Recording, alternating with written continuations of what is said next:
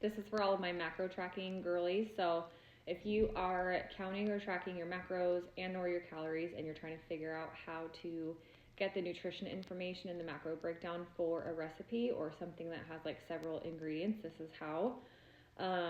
So first, I'll preface this with saying that it is a little bit more time consuming and a little bit more work on the front end of things, but it's so much easier, especially if this is something that you cook a lot or are cooking for like several days for meal prep.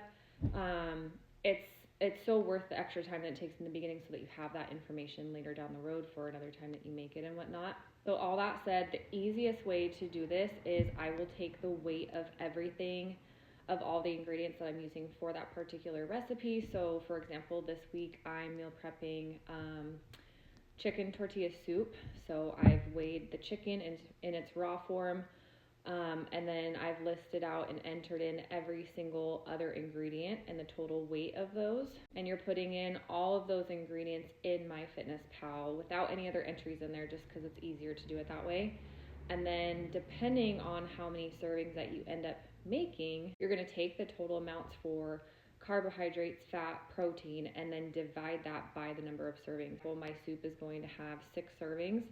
So I'm going to take the total carbs, total fats, total protein, divide that by 6, and then you'll have an estimated amount of carbs, fats, and protein for your portion, your one serving out of that recipe.